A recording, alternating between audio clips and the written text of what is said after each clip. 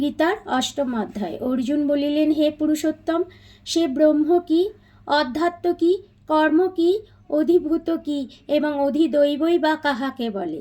হে মধুসূদন, এই শরীরে অধিযোগ্য কে এবং কী রূপে তিনি থাকেন, আর মৃত্যুকালে সংযত চিত্তে মানবগণ কি উপায় তোমাকে জানিতে পারে? শ্রী ভগবান বলিলেন, পরমাত্মাকে ব্রহ্মা বলে, স্বভাবতই অধ্যাত্ম বলে।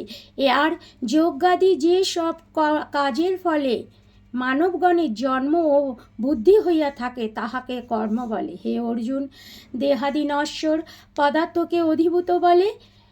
হিরণ্যগর্ভ হইলেই অধিদৈব। হে অর্জুন, এই সকল দেহে যোগ্য ফলদাতা রূপে আমি হইলাম অধিযোগ্য। মৃত্যুর সময় যিনি আমাকে স্মরণ করিতে করিতে দেহ ত্যাগ করেন, তিনি আমাকেই প্রাপ্ত হন, এ বিষয়ে সংশয় নাই। হে অর্জুন, মৃত্যুকালে যে ব্যক্তি যাহা স্মরণ করিতে করিতে দেহত্যাগ করেন, সেই ব্যক্তি সেই ভাবই পাইয়া থাকেন। অতএব হে পার্থ, তুমি সর্বদাই আমাকে স্মরণ করো এবং যুদ্ধ করো। আমাতে মন ও বুদ্ধি সমর্পণ করিয়া কার্য করিলে তুমি আমাকেই পাইবে। হে অর্জুন, সর্বদা ঈশ্বর চিন্তা করিলে মন অন্য কোনো দিকে যায় না। এইভাবে চিন্তা করিতে করিতে সেই দিব্য পরম পুরুষকে পাওয়া যায়। সেই পরম পুরুষ সর্বজ্ঞ, অনাদি, সর্বনিয়ন্তা, সূক্ষ্মাতি সূক্ষ্ম, সকলের বিধাতা, অচিন্ত স্বরূপোত্তম, সূর্যবৎ স্বপ্রকাশ, আর ইনি প্রকৃতির অতীত। এই অলৌকিক পরম পুরুষকে যে ব্যক্তি ভক্তির সহিত যোগ বলে মন একাগ্র করিয়া দুই ভ্রুদয়ের মধ্যে প্রাণবায়ুকে স্থির রাখিয়া মৃত্যুকালে চিন্তা করেন, তিনি সেই পরম পুরুষকে লাভ করেন। বেদবিদগণ যাহাকে অব্যয় বলেন, যদি জ্যোতিগণ স্পৃহাশূন্য হইয়া যাহাকে লাভ করিবার জন্য ব্রহ্মচর্য পালন করেন, আমি তোমাকে সংক্ষেপে সেই ব্রহ্মের কথা বলিতেছি।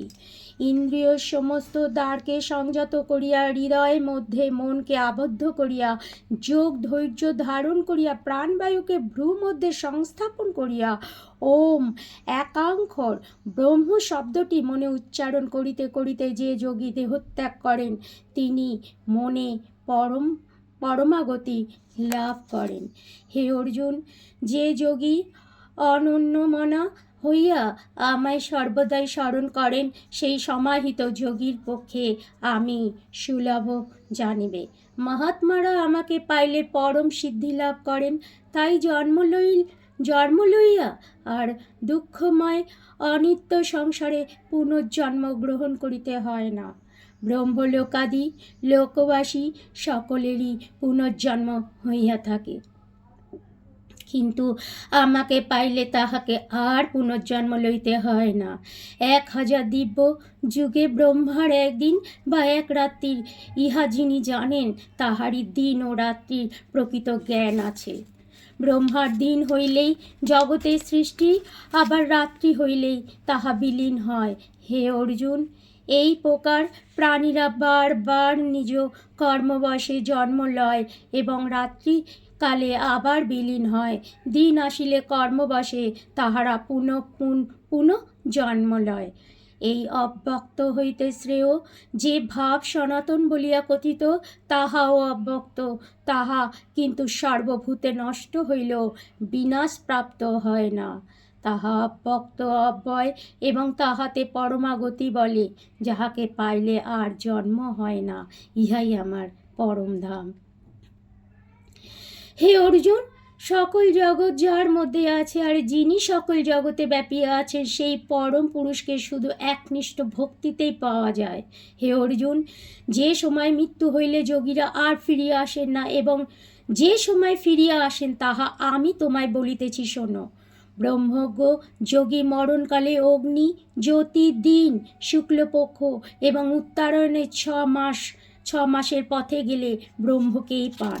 দক্ষিণায়নে 6 মাস কৃষ্ণপক্ষ রাত্রিকালে ধূমস্বরূপ। সেই সময় যোগী মরণান্তে চন্দ্রলোকে গমন করিয়া আবার জন্ম মৃত্যুর অধীনে আসিয়া পড়েন। শুক্লপক্ষ আর কৃষ্ণপক্ষ এই দুই পক্ষ জগতে নিত্য। শুক্লপক্ষে মুক্তি আর কৃষ্ণপক্ষে সংসারে পুনর্জন্ম হয়। হে অর্জুন, শুক্ল আর কৃষ্ণ, মোক্ষ আর সংসার, এই দুই পদ জানিয়া যোগী কখনো মোহগ্রস্ত হন না। হে পার্থ, অতএব সর্বকালে তুমিও সদা যোগযুক্ত হও।